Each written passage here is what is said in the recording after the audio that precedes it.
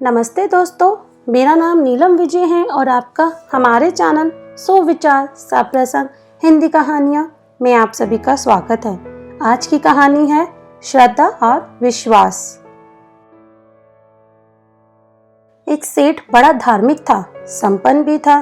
एक बार उसने अपने घर पर पूजा पाठ रखी और पूरे शहर को न्योता दिया।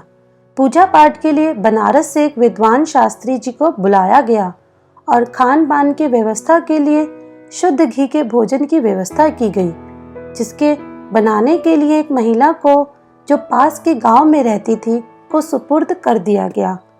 शास्त्री जी कथा आरंभ करते हैं, गायत्री मंत्र का जाप करते हैं और उसकी महिमा बताते हैं। उसके हवन पाठ इत्यादि होता है। लोग बाग आने लगे और अंत में सब भोजन का आनंद लेते घर को वापस जाते हैं। ये सिलसिला रोज चलता है। भोजन प्रसाद बनाने वाली महिला बड़ी कुशल थी। वो अपना काम करके बीच बीच में कथा आदि सुन लिया करती थी।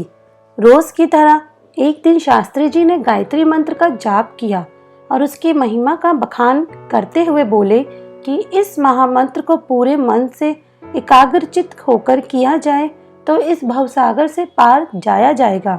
इंसान जन्म मरण के झंझटों से मुक्त हो जाता है। खैर, करते करते कथा का अंतिम दिन आ गया। वह महिला उस दिन समय से पहले आ गई और शास्त्री जी के पास पहुंची, उन्हें प्रणाम किया और बोली कि शास्त्री जी, आपसे एक निवेदन है।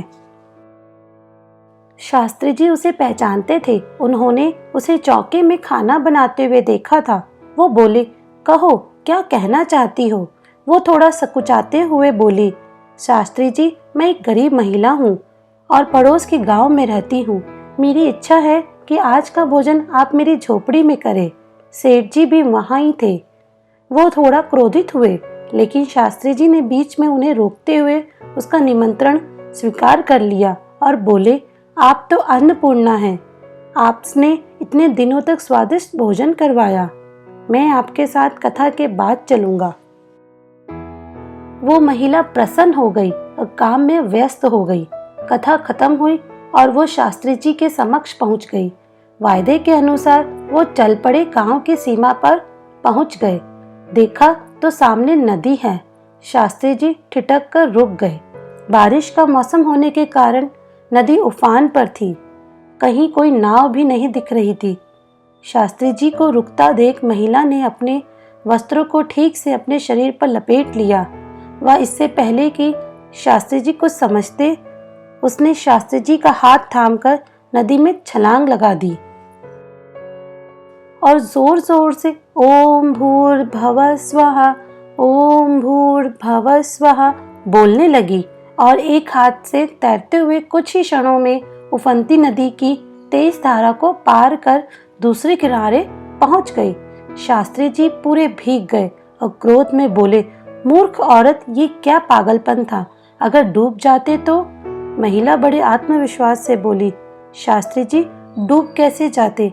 आपका बताया मंत्र जो साथ था।